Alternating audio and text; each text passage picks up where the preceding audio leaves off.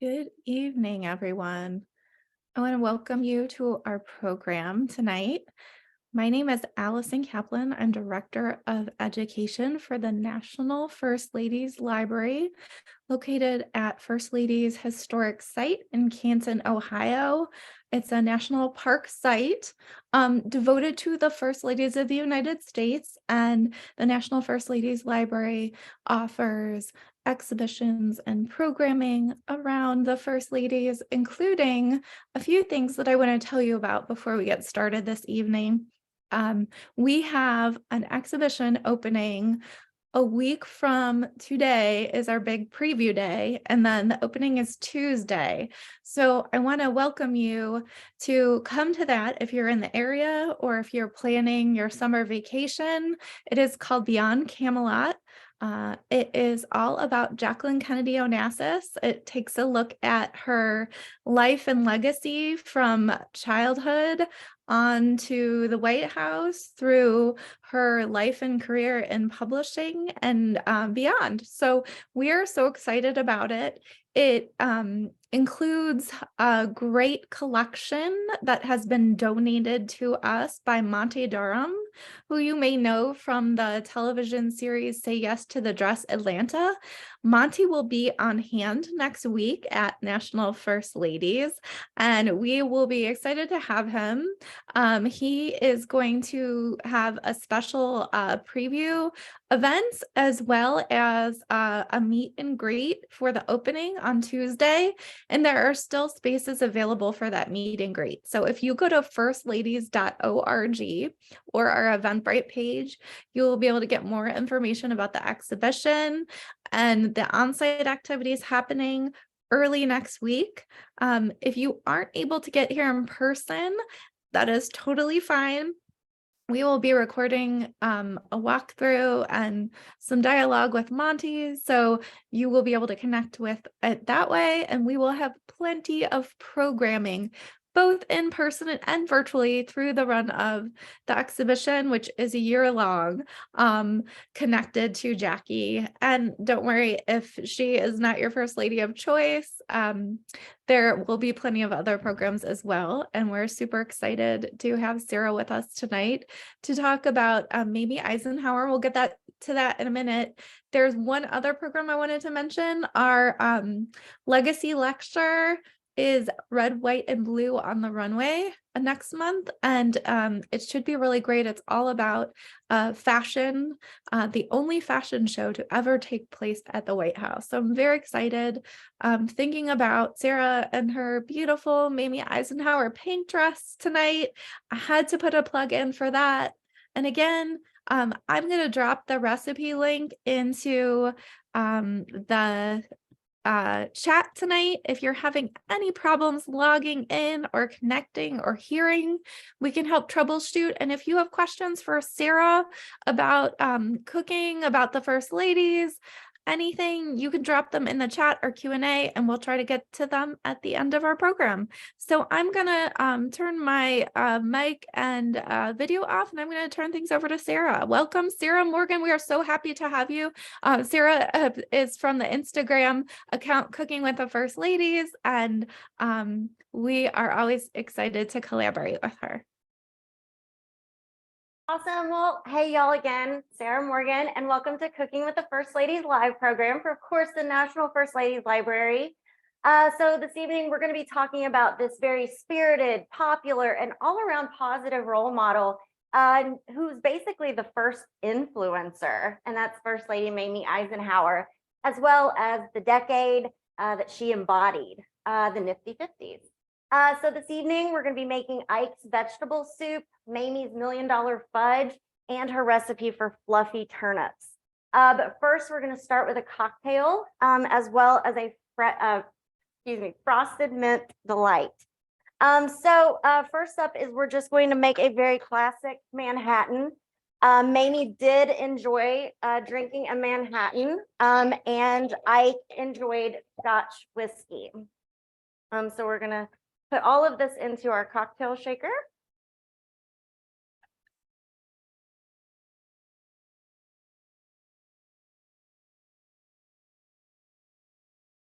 And then we are also going to add some sweet vermouth. One difference between a regular Manhattan and a perfect Manhattan is that if you were making a perfect Manhattan, you'd actually add dry vermouth as well, but we're not going to make that tonight. And then we're going to put a couple dashes of some bitters. And I guess to make the classic Manhattan, it is not shaken, it is definitely stirred.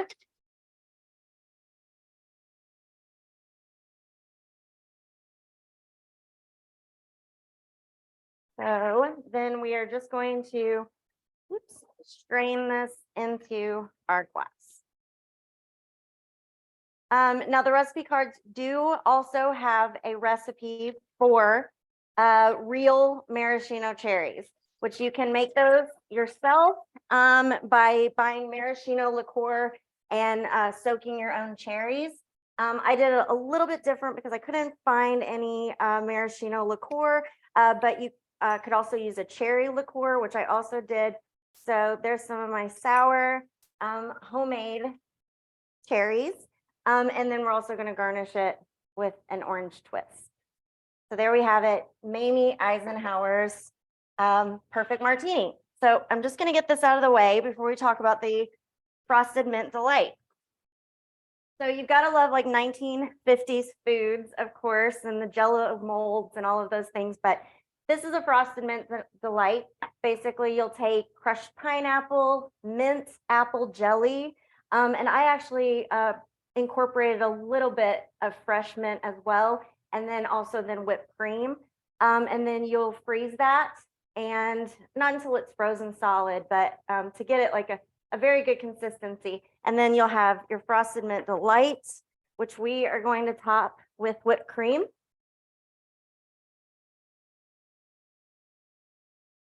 As well as a mint sprig. So there we have that as well. So we are, of course, going to talk a little bit about Mamie Eisenhower. So I'm going to step over here and do a little bit of a presentation about her, and then we'll get to cooking.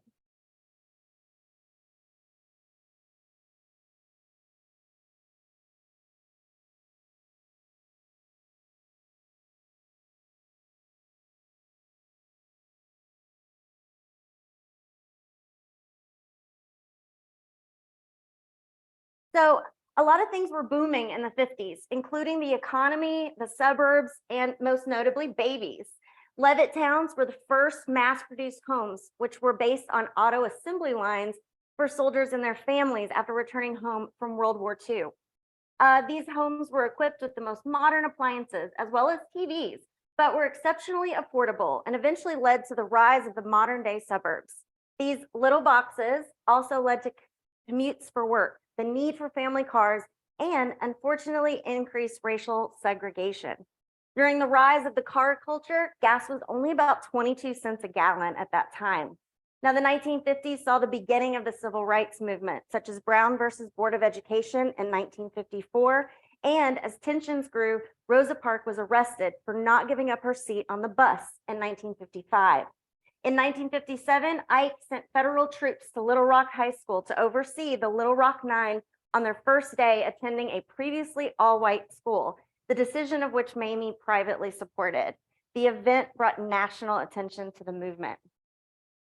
Most people could afford to own a TV, and by 1950, over 4 million people had one, where they watched popular shows such as Dragnet, Leave It to Beaver, The Twilight Zone, and of course, everyone loved Lucy, including Mamie. In fact, Mamie was mentioned on a few episodes of the show, and she was such a fan, even invited Lucille Ball to the White House, making her the first lady to invite television stars to the residence.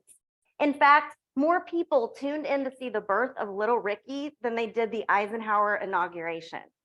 The Eisenhowers had his and hers television sets in the White House, where Ike enjoyed Westerns. But in addition to comedies and quiz shows, Mamie especially tuned into soap operas, especially as the world turns. Now, interestingly enough, sometimes Mamie was unable to watch her soap operas, and of course, did not have DVR. So she would have one of her Secret Service agents occasionally watch the show and take notes for her so she wouldn't get behind on the drama. As conservative as the 1950s were, the decade's fashions was much more progressive. On the sock hop scene, women were wearing poodle skirts and saddle shoes, as well as showing off their hourglass figures with blouses and pencil skirts by cinching their waists with belts. Sweater girls became the popular term regarding Hollywood actresses such as Jane Mansfield, who wore tight, very form-fitting sweaters that accentuated the bust line and were, as some said, a quote, symbol of the morale decline of the post-war youth. Popular music acts such as Elvis Presley and Fats Domino emerged with the new sounds of rock and roll, and people were jiving to hits like Hound Dog and Rock Around the Clock. From that, a new genre, rockabilly, was born with Buddy Holly, Jerry Lee Lewis, and Johnny Cash. Adorable tunes, such as one of Patti Page's hits, Doggy in the Window, reflected kind of the more innocence that the 1950s embodied. Jazzy, easy listening tunes of Tony Bennett and Perry Como were also popular. They were featured on American Bandstand, hosted by Dick Clark, who counted down the top 40 hits. Sadly, the decade also included the day the music died, when in 1959, Buddy Holly, Ritchie Valens, and the big bopper J.P. Richardson died in a plane crash. Les Paul hosted a 15-minute radio show in 1950 and featured his fictional Les Pulverizer, which multiplied vocals and guitars. He later created a real device, which he attached to his guitar and could retrieve pre-recorded songs during live performances. His wife, Mary Ford, even joked she used the device simply to multiply her vacuum cleaner so the housework could get done faster. Drive-in movies featuring icons such as James Stewart, Marlon Brando, John Wayne, Dean Martin, and Elizabeth Taylor, all of who were Hollywood elite during the decade. In 1955, Marilyn Monroe's dress was famously blown up by the subway vent in the film The 7-Year Itch, solidifying her as one of the top sex symbols of the era. Gene Kelly was singing in the rain, and Judy Garland starred in the hit movie A Star is Born. Popular movies also included All About Eve, Sunset Boulevard, and Hitchcock's Vertigo, whose television anthology, Alfred Hitchcock Presents, was also extremely popular. In 1953, the Academy Awards were broadcast on TV for the first time, and Audrey Hepburn won Best Actress for Roman Holiday. Animated features released during the decade included 2 Disney classics, Cinderella and Peter Pan, which had originally been shelved after the attack on Pearl Harbor. Disneyland also opened in 1955. Although 3D movies had been invented many years earlier, the world of the third dimension didn't take off until the early 1950s, with House of Wax being one of the most successful. Now, during the soda pop era, the place to be was at the counter drinking a shake at the soda fountain, and kids loved the hula hoops.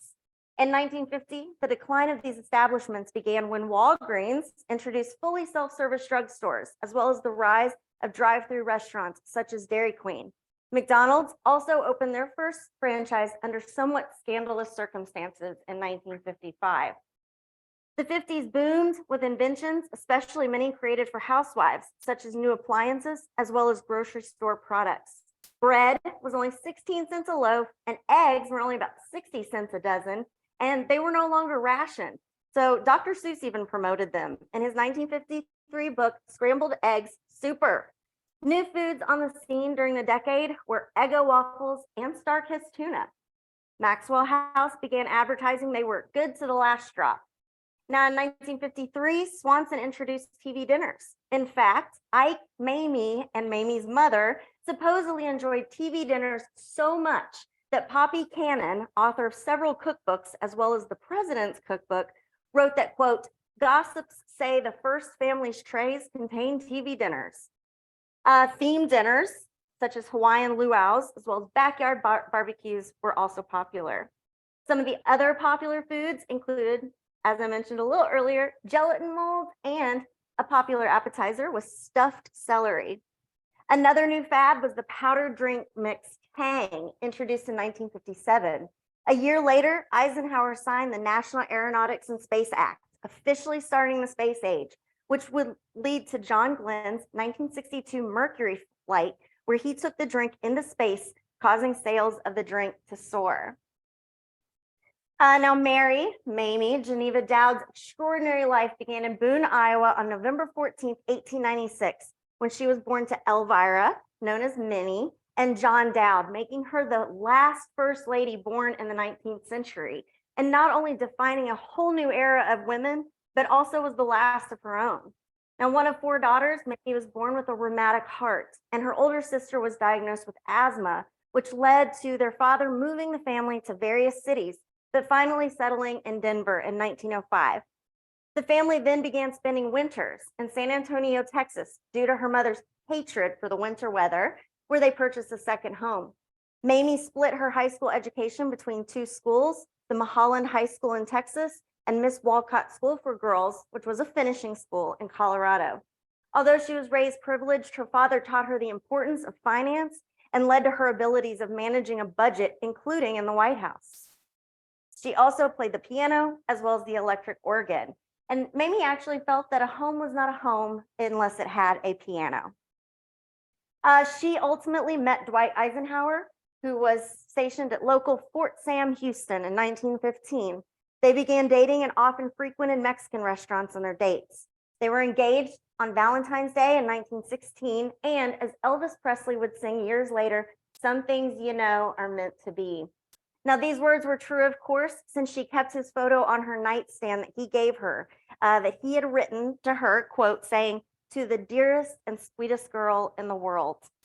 They married in June of the same year at her family home in Denver when Mamie was only 19 years old. Even though her parents approved of him, they made it known she had to live on his military salary, which would prove to be a much different lifestyle than the upper class one she had grown up with. The Eisenhowers lived in 34 homes over the next 37 years during his military career, and she was always prepared to make their new home a comfortable one. In fact, she supposedly carried a stick with her that had samples of her favorite paint colors, which included green, cream, and of course, pink with her so she could get the quote, "get the rooms painted, roll out her rugs, and instantly call it home." At one point, they moved into an apartment that was not fitted with electricity and was supposedly infected with bugs, which was just very different than what she was used to. Their living quarters were always known as Club Eisenhower because Mamie knew how to throw an amazing party and always made the places they lived feel like home. On one of his assignments, the family moved to Panama, and while there, Mamie helped establish a free hospital for local women who were unable to have access to the US military hospitals. She also lived with him in the Philippines from 1936 to 1941. During their many long times apart, she would write to him every day. They had 2 children, Dowd Dwight, who they called Ike, and John Sheldon Dowd. Now, sadly, Ike passed away at the age of 3 in 1921 from scarlet fever. John would go on to become a decorated hero, US ambassador to Belgium, as well as served as an aide in the White House during his father's administration. Now, for most of World War II, Mamie lived alone, basically not seeing her husband for 3 years, except for one time in the Wardman Park Hotel. And she also volunteered for the Red Cross. While she was living in DC during the war, she wanted to just be close to the source of war news, as well as to her son, John, who was attending West Point. She also volunteered as a waitress at the Army canteen and supposedly actually served coffee to First Lady Eleanor Roosevelt. Times were not made easier by supposed reports of an affair between Ike and his personal secretary and occasional driver during the war, Kay Summersby, although this was never proven nor supported by any evidence even to this day. It was, however, the subject of an Emmy award-winning made-for-TV movie that aired in 1979. During World War II, Ike staged the D-Day invasion on June 5th, 1944, accepting the surrender of the Germans in 1945 after leading the final assault on the enemy, and after literally defeating Hitler, came home a decorated hero. After he returned, they lived near Paris, France, as well as New York City, while he was president of Columbia University, as well as the commander of NATO. Mamie played a huge role in Ike's 1952 presidential campaign and traveled alongside Ike on the 77-stop train tour across the United States. On the whistle stop, she listened and helped edit his speeches, to be more inclusive to every American citizen. She had an every woman approach, as they said, and was a symbol of post-war American women of the 1950s. In an effort to appeal to housewives, as women were voting more than ever before, they actually outnumbered men voters. The campaign marketed towards them by discussing topics such as grocery bills, marking the first time a presidential campaign had done so.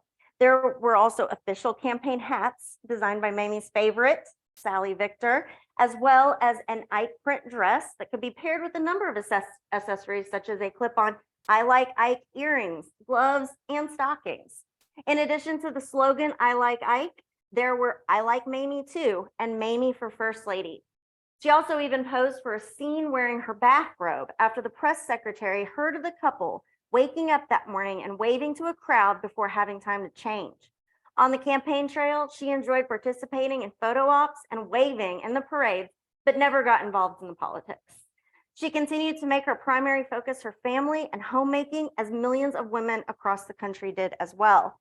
The 1952 campaign was also the first televised campaign, changing the game and entered in new techniques, such as very staged interviews of people on the street being asked questions. Mamie herself, in both the 52 and 56 campaigns, made TV appearances on commercials as well as live broadcasts alongside Ike, who were both favored and adored by the public due to their friendliness, openness, and picturesque smiling family. Now, Mamie became First Lady, aka Mrs. Ike, on January 20th, 1953, a role she loved, and in it she reflected her personal thoughts, concerns, and ideals, which also reflected more modern thinking in regards to gender roles of the time. However, her main occupation as the president's hostess, which would include running the household, managing the family budget, and planning the entertainment, was made known. She was overqualified in that position, as she had not only experience, of course, as a military wife, but also in her experiences entertaining foreign political leaders when Ike served as NATO's Supreme Allied Commander in Europe. Mamie hoped to, quote, make White House entertaining and the White House itself less stiff and formal. After the inauguration, Mamie became the first presidential spouse to be kissed in public.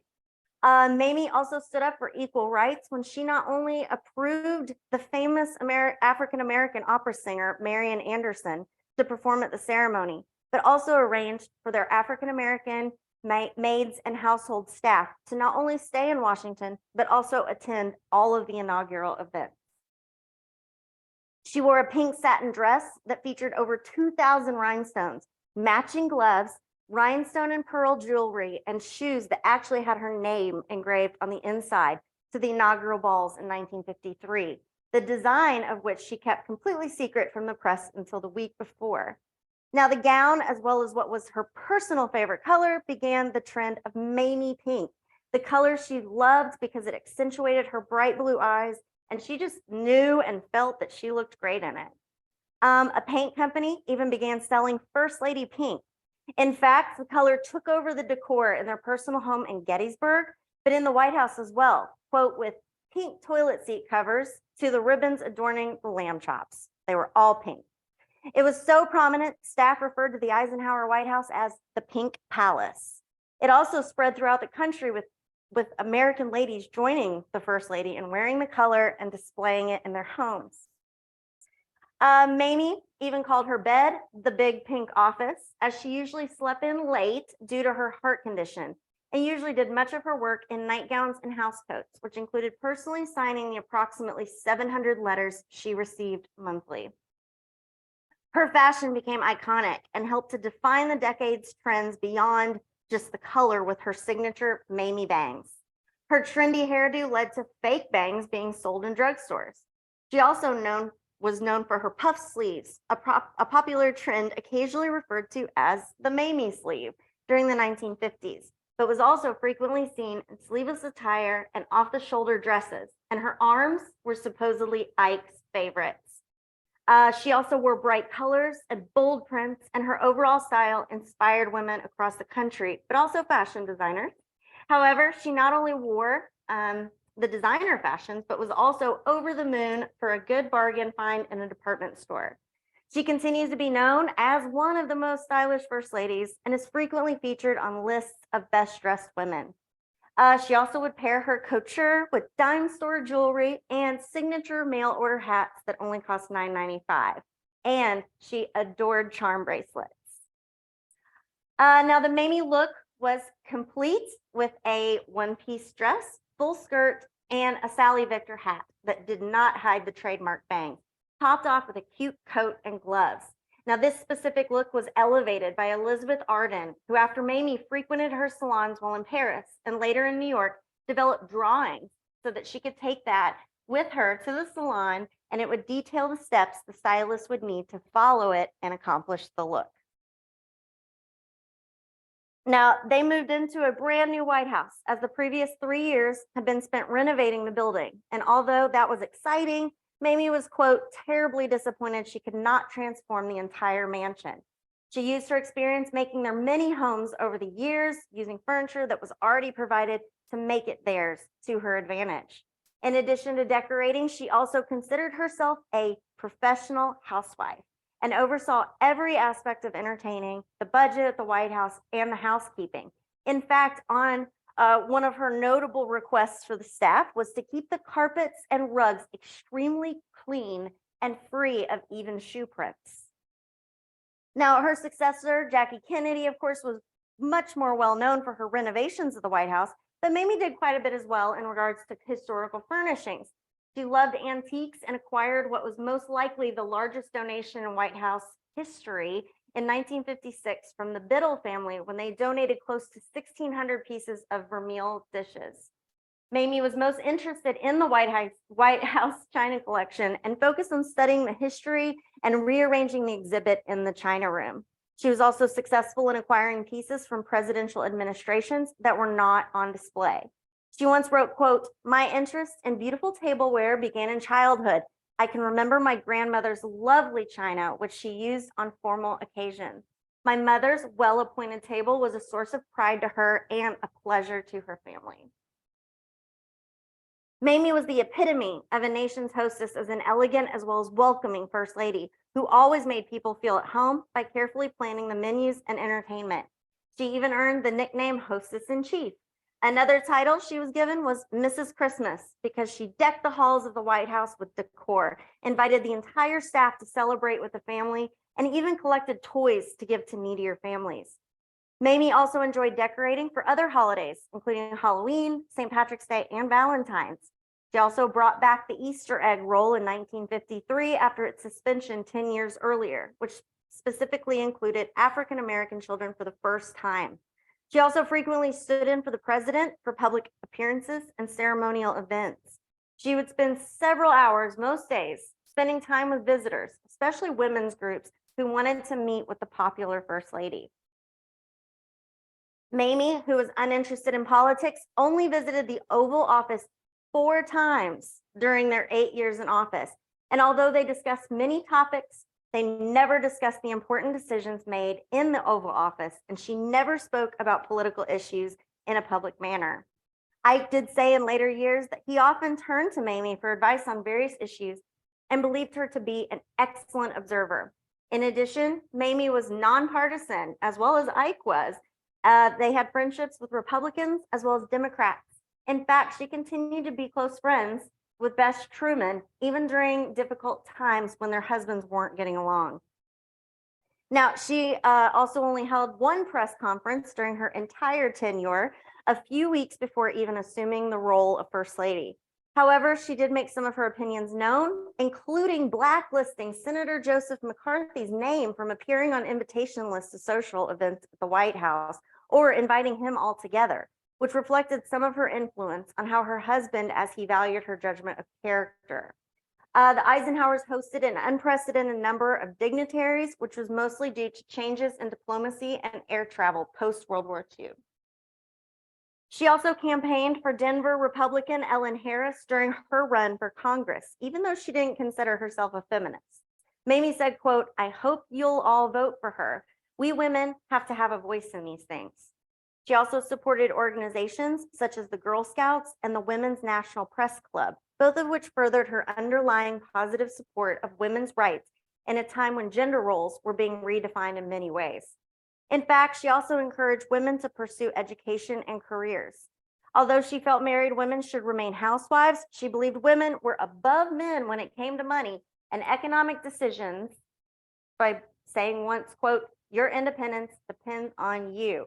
And then she went on to explain the only way to be financially successful was for the husband to turn over the paychecks and allow his wife to pay the bills. Mamie always felt that any of her actions were not political, but due to the racial tensions and segregation within America, some of her actions in regards to her support of women as well as African Americans was more important than she even ever realized. Mamie was very supportive as well of the American Heart Association, the American Cancer Society, and the National Symphony Orchestra. Mamie also hosted the first musical theater performance with a medley of Broadway tunes at the White House. She also advocated for affordable housing and healthcare for Army widows and helped to open Knollwood in 1962 in order to provide these services. Support of the military was one of her only main vocal actions politically as First Lady. She also issued a statement addressing civil defense, warning the public we should not expect that an atomic attack couldn't possibly happen and that preparation was potentially needed. In 1955, Ike suffered a heart attack and she spent every moment by his side in the hospital, but made it absolutely clear that she was not like former First Lady Edith Wilson and would not be assuming any roles during his recovery. However, she did personally sign replies to over 11,000 Americans who sent get well regards and reassured them he would be able to resume all his duties. This was only the first of many health issues, as he would require abdominal surgery less than a year later and suffered a stroke in November 1957, both of which he fortunately fully recovered from. Now, during this time, Mamie ensured he had scheduled times for rest and relaxation. Her husband even had no idea that Mamie, fearing for his health, had spoken with Pat Nixon to express concerns about the last days of the 1960 campaign, leading to Richard Nixon to not ask for his accompaniment on that campaign trail. The Eisenhowers retired to their home in Gettysburg, which was actually the first property that they had ever actually owned. Now, during their downtime, the Eisenhowers enjoyed playing card games, with Ike preferring bridge, which he played for hours almost every Saturday, and Mamie enjoying canasta as well as Scrabble. They also traveled through Europe and often spent winters in Georgia and California. Mamie also served alongside Jackie Kennedy to raise money for a National Cultural Center in 1962.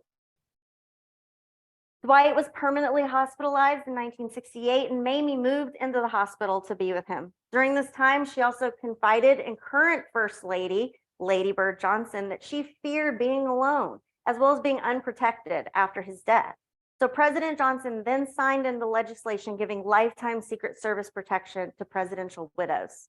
Now, Ike eventually passed away in 1969, and after his passing, she continued to socialize as much as her health would allow, including frequent trips to the White House as a guest of the Nixons. Of course, their relationship especially grew after her grandson, David, married Julie Nixon in 1968. She supported Nixon's re-election campaign in a TV ad and also stood by her trusted friend Pat during the Watergate scandal. In her later years, she remained unsupportive of the women's liberation movement, basically stating she didn't understand what they were being liberated from, and was also supposedly shocked when she was assigned a female Secret Service agent. In contrast to her political views while First Lady, she became extremely partisan politically, and despite being lifelong friends with Nancy Reagan's parents, made it known she intended to support George H.W. Bush in the 1980 election. Mamie was inducted into the Colorado Women's Hall of Fame in 1985. Back in 1963, she dedicated the Mamie Eisenhower Library, as well as donated over 300 volumes from their personal library, and that's located in Broomfield, Colorado. When she was asked how she wanted to be remembered by Barbara Walters in an interview shortly before her death in 1979, Mamie responded, quote, "Just as a good friend." Mamie sadly suffered a massive stroke and was hospitalized at the Walter Reed Medical Center in Washington, D.C. She passed away peacefully in her sleep on November 1st, 1979, never recovering from the stroke, but the cause of death was listed as heart failure. She was buried alongside her husband in Abilene, Texas, at the Dwight D. Eisenhower Presidential Library. Now, Mamie was a self-proclaimed cooking school dropout and was basically never permitted in the kitchen when she was young due to the fact the family had cooks as well as maids.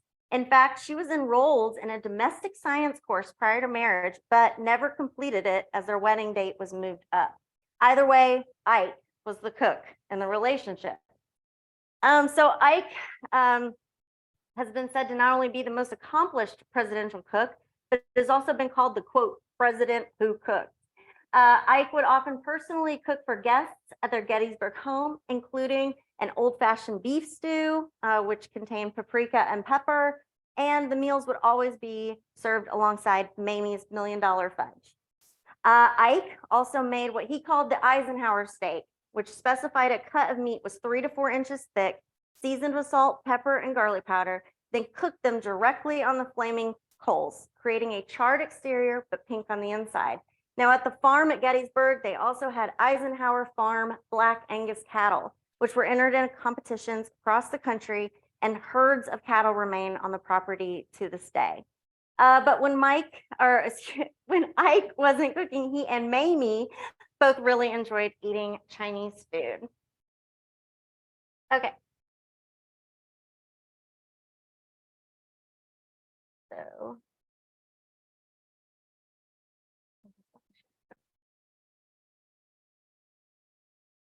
All right, so let's cook. So the first thing that we're going to put together is Ike's vegetable soup recipe.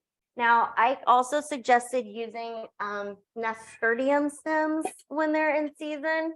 And he also suggested that you could use chives in place of those nasturtium stems if you don't have access to them, because both kind of have like this peppery radish-like taste.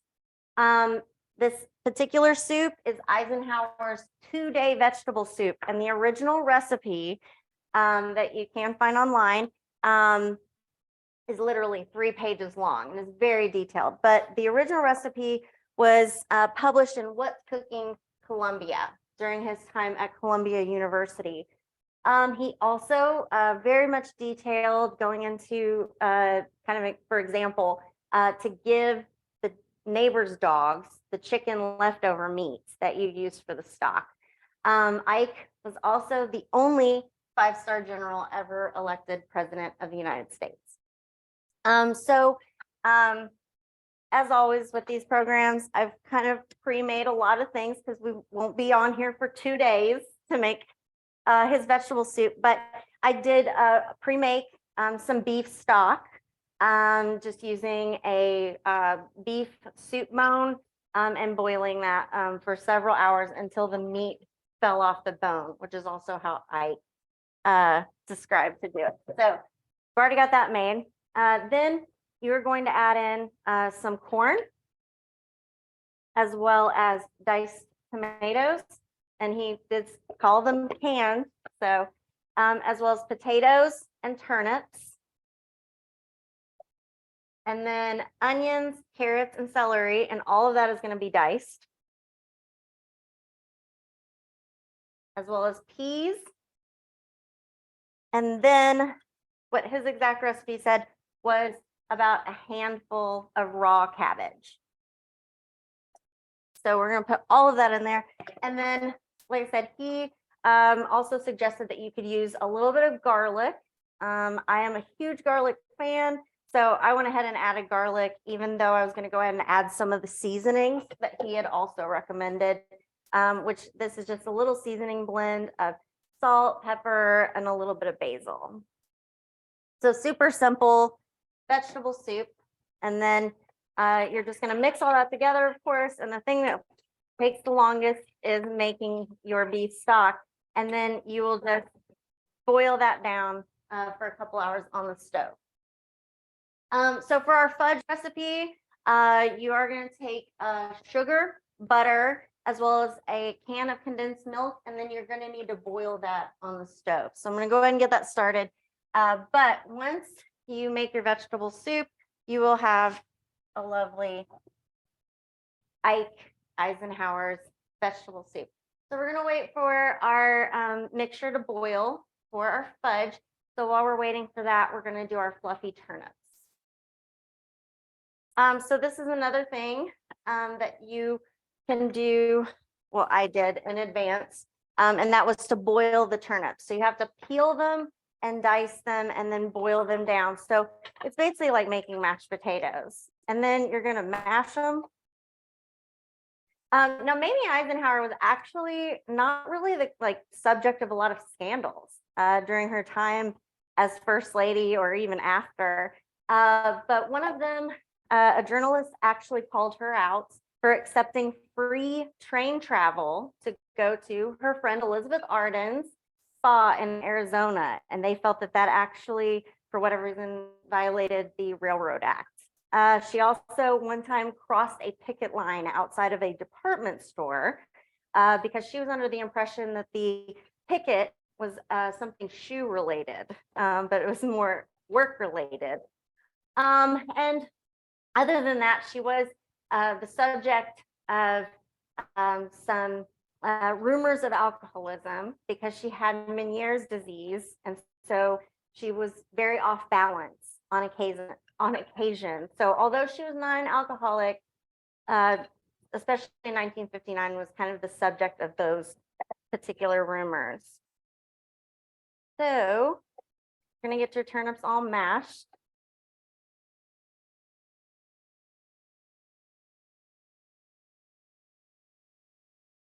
And you could do this in a mixer as well, just choosing to go with a potato masher. And then what you're gonna do is we are gonna take our egg and you are going to want to separate your yolk right there. So we're gonna add our yolk in, and then we're gonna take our egg whites. And this is one of the fluffy aspects of it. And we're gonna beat that. So while we're doing that, we're gonna add in our spices, which is just a little bit of paprika, salt, pepper, and a little bit of basil. And I'm also gonna check on our fudge situation, which is looking really good. And so we're gonna mix this up.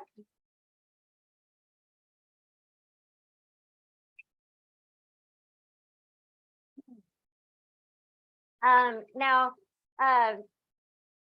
Mamie herself too, you know, she never held a paid job, but she was very much like reimbursed just because of her like positive contributions to the country, as well as just her overall devotion to her husband and to her family across her lifetime, as well as her volunteerism.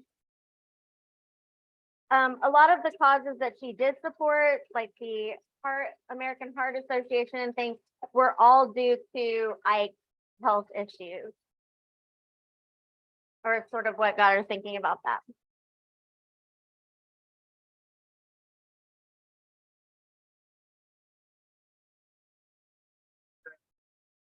Okay.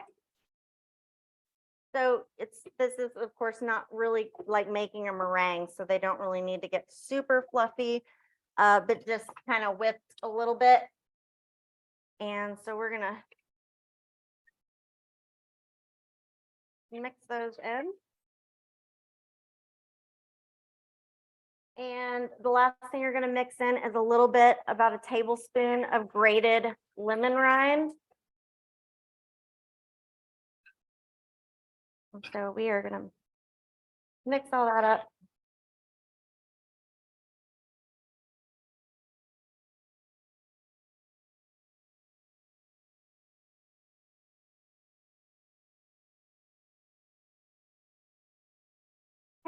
And then you're going to take a grease baking pan, and then you are going to bake this on 350 for about 20 minutes, or until the brown sugar that you put on top is a little bit brown.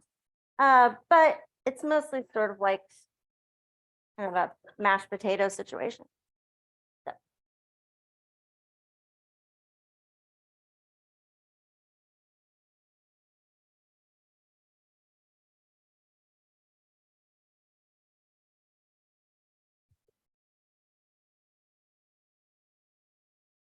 So this is what you'll have, and then you'll bake it on 350 for, like I said, about 20 minutes. So we're still kind of waiting on this to boil. It's getting ready to boil, so we're about ready. But for Mamie's fudge, her fudge recipe first appeared in a cookbook, Who Says We Can't Cook, in 1955. And it basically featured prominent women and various other VIPs, et cetera, around Washington, D.C. As a fundraising effort. The fudge recipe itself basically became popular because it's a foolproof fudge recipe, supposedly. And Ike was also the one that came up with calling it the $1 million fudge recipe. So you're going to take your semi-sweet chocolate chips as well as your German chocolate and put that in a bowl. Then you're also going to put what the recipe refers to as nut meats, which is just basically any kind of nut that you want to use in it. This in particular is pecans. You could also use a combination.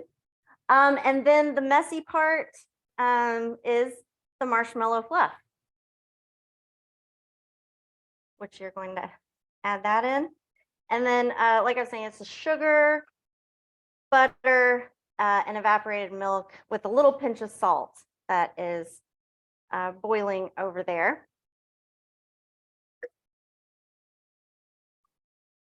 And we are ready to go with that. And so then you're just going to pour that on top of your little mixture here and incorporate it until your chocolate is all melted down.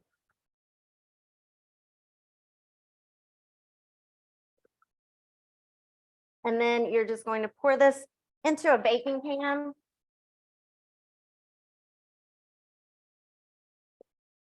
Probably turn that off when you're done using your boiler, smart. But you're basically then just going to pour this into your pan and you're going to let it sit. And her specific recipe did say that the fudge is better the second day and that you should store it in a tin. So very classic. And so you'll see just mixing this up.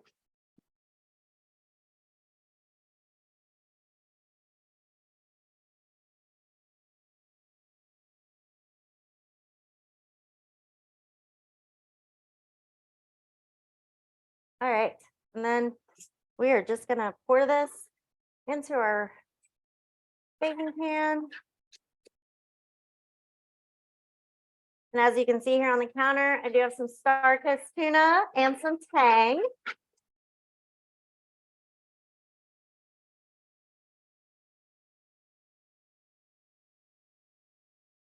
And this actually turned out way smoother than the what I'm getting ready to show you. And also here are what the fluffy turnips will look like when they're done. And then Mamie Eisenhower's $1 million fudge. And then again, you just let this sit. So just thank y'all so much for joining and learning about Mamie Eisenhower, and her impacts just can still be seen, not only in the role as just a very cherished First Lady, but just her influence on American culture of the 1950s that's just continued to carry on for decades to come. And so again, thank y'all so much. You can follow me on Instagram at Cooking with the First Ladies for more. And then absolutely, of course, follow the National First Ladies Library on all of their socials as well for all of their content. Hi, I want to welcome to the screen. We're taking questions, but we also have Patty Dowd Schmitz here, who is the new director of the National First Ladies Library. And besides being the director and CEO of the National First Ladies Library, you may have noticed that her name is kind of similar to one of the First Ladies of the United States, which is the one that we've been talking about today. So I want to introduce you to her, turn things over to her briefly, and she can talk about that connection. Thanks, Allison. Well, welcome everyone. And Sarah, what a great presentation. Thank you so much for doing that. That was outstanding. I am the new CEO and president of the National First Ladies Library, and I'm really thrilled to be here with all of you tonight. I'm told that there's over 125 of you on this call, on this Zoom, which is outstanding. It's so gratifying to see how we get people from all over the country and even the world to come on to these wonderful programs. And Allison does a wonderful job putting them together. I am absolutely related to Mamie Eisenhower, which is such a cool thing. Our names are spelled differently. My last name is spelled D-O-W-D, but her last name is D-O-U-D, but we do hail from the same ancestor back in New England. His name was Henry Dowd, and he came over in about 1639. And so our family trees go down the line similarly. And I learned about being related to her when I was in my teens, and we had a genealogical book that was produced for the Dowd family, and Mamie was a star in that book. And I just remember being so amazed that I was actually related to a first lady. And I have been to the site in Gettysburg and seen her home there with Ike. And it's really a neat trip if you all ever have an opportunity to go and do that. So again, just wanted to say hello, say welcome. Thank you for being such active participants in all these great programs that we offer here.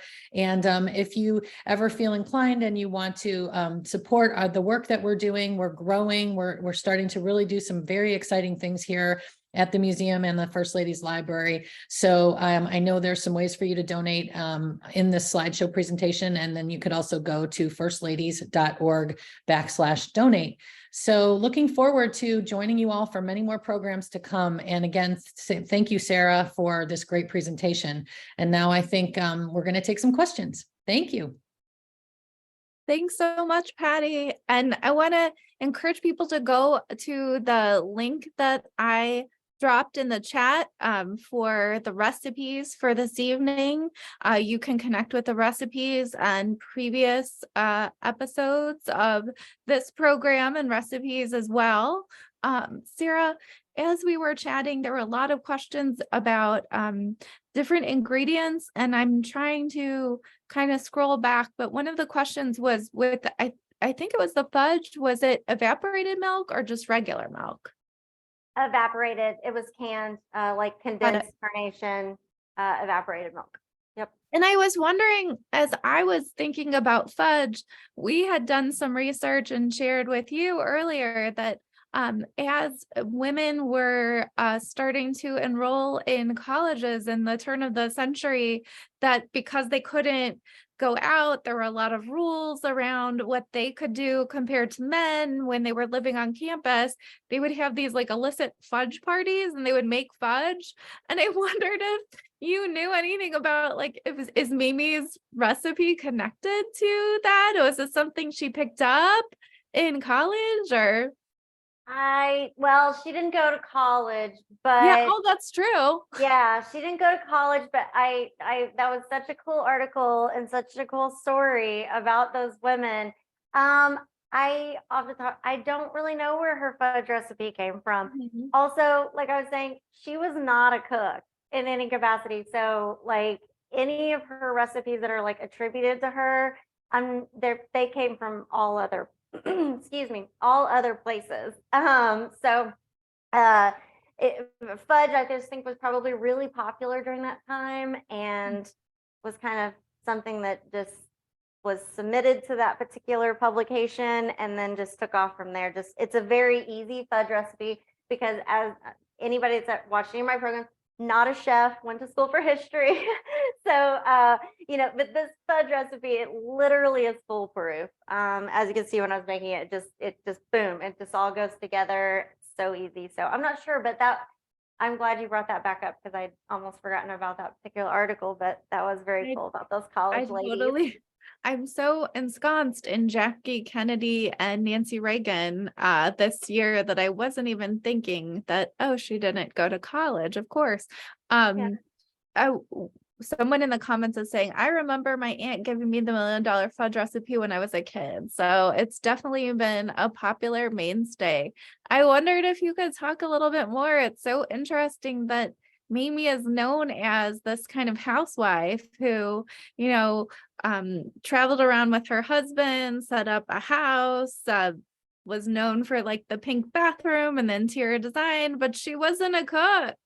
No, Can she you was talk not, just about because of her upbringing. Yeah, it's just, Yeah. she didn't have to, so she didn't. But that was what was kind of really cool about her is, she didn't cook and he cooked. And so during a time in the 1950s, when you think like she called herself a professional housewife, you think of the professional housewives as being those 1950s ladies that cook, clean, they do everything.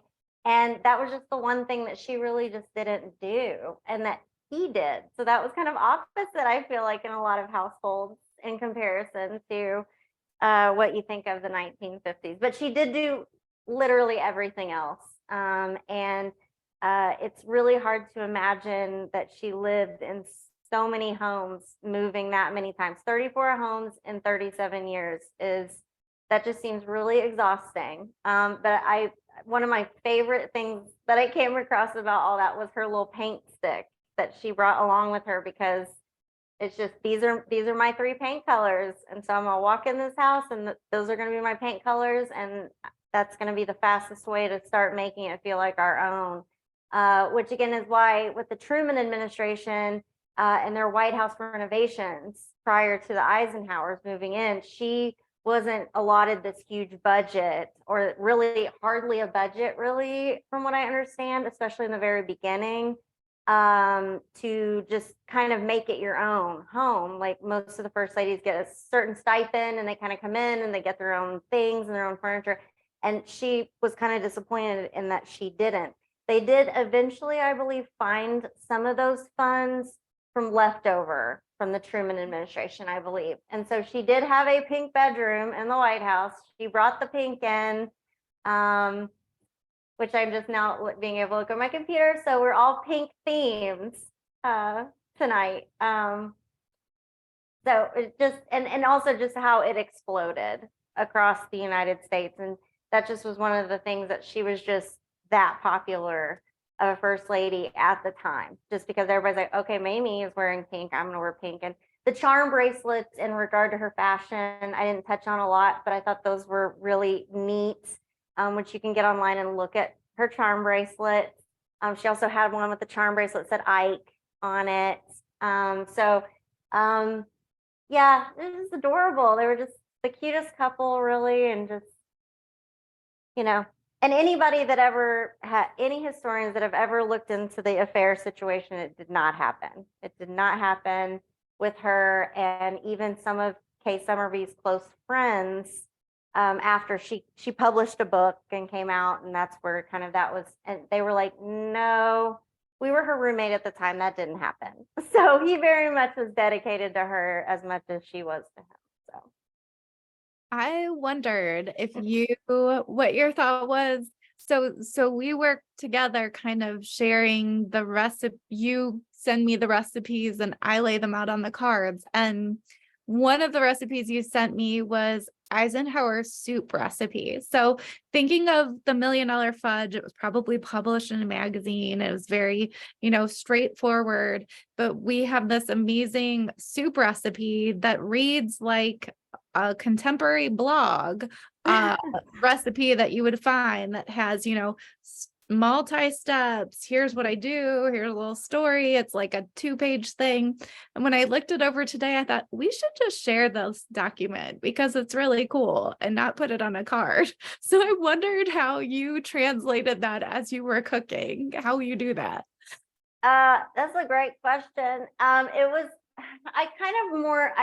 I used his core ingredients, the handful of the raw cabbage. I used his core ingredients and his kind of core whatnot. But then beyond that, just very vague. Like make this stock, which is also, that's like a page of it, is making your own stock, and how to choose the best soup meats and the best bones, and whether you're going to use chicken or whether you're going to use beef. And so that one, I kind of just winged it. I just got a cut of meat and we threw it in a pot and seasoned it a little bit and cooked it for forever until it was falling off the bone, which is what he said to do. And then canned it and let it sit overnight, and then just put the whole soup together. So I kind of just condensed his down massively into a more regular chicken soup. But I do love that recipe, and that's why I think I did send you the link to it, and it's from the Eisenhower Library. And it's kind of an interesting read if you're at all just interested in this kind of thing, because it's 3 pages long of a vegetable soup recipe. So I think it would be really hard to put it on a card. Okay, we have some more technical questions or just general questions, and then we'll wrap things up. So someone saw the Tang, and obviously you made the one drink. What else is next? Is this a Tang cocktail that is in front of Mamie? No, this is the Manhattan. That's a Manhattan. And then what's in? Oh, and that's the fluff. And this is the frosted mint delight. Okay, got it. Okay. No, I did not make a Tang drink. I know. I seriously contemplated, but my husband really is very much gets into this when I do it. And when he read over some of my information, we're also both very big. We live outside of Nashville. We're kind of close to Huntsville, Alabama. So we go down to the Space Center, and they are Tang, and so we're kind of NASA's kind of like a cool thing that we're both interested in. And so when he saw Tang 19, and I was including that, he's like, "Oh, we're buying Tang and Starkist tuna for your." Got it. No, but this is the Manhattan and the frosted mint delight, which I suggest making the frosted mint delight once, but also I'm not really a fan. But it's interesting. So someone is asking, can you use modern techniques like a crock pot or microwave for these recipes? I don't know so much about a microwave with this stuff, but I mean, yeah, of course you could definitely use a crock pot for the soup. And I'm sure probably an Instapot type situation would make the turnips way faster. But that's even kind of why I just use the hand masher for the turnip situation, just because I thought it was a little bit more kind of time period. But no, you could probably find so many ways to make this easier. But with the microwave, I would think that goes with the fudge, and it needs to boil. And I don't know about a microwave, but again, not a chef, so I'm sure there is stuff out there that's like, yes, this is how you do it in a microwave. But you can definitely, I mean, the way that I chopped up all the vegetables was with one of the Ninja KitchenAid choppers. So they probably didn't have that. I, dice it by hand. So. Now here's a last question. I don't know that we know the answer to this, but it's something we could work on for our next program. Is there a culinary library at the White House? And if so, how many cookbooks do they have? That's a really good question, because I don't know. But I do know that when I did actually get to come up and visit you guys a while back, that you guys do have several cookbooks, including a copy of the First Lady's cookbook that originally spawned the whole project that I started with several years ago. So I know you guys have cookbooks, so I assume that they probably do. They probably do. And we do have a nice little archive of First Lady connected cookbooks in our collection. And Julie Eisenhower, which you shared with me, also has a kind of children's based cookbook, which is really adorable. And it's of course, great. She married the grandson of Mamie. So yeah, great point. Well, Sarah, thank you so much for joining us tonight. This has been so fun, and it's been really great to learn more about Mamie, and of course, have Patty speak about her connection. So thank you all for joining us. And again, we will send out a link to the recipes and the recording for this evening's program. We encourage you to go to our YouTube page and check out past programs. Go to firstladies.org, find out about our upcoming Becoming Beyond Camelot exhibition, as well as any upcoming programs. And if you liked your experience tonight, please consider donating to the National First Ladies Library so we continue our mission of promoting the lives and histories of the First Ladies of the United States. So thank you so much for joining us, and have a great evening, everyone. All right, thanks, y'all. Bye. Bye. Thank you.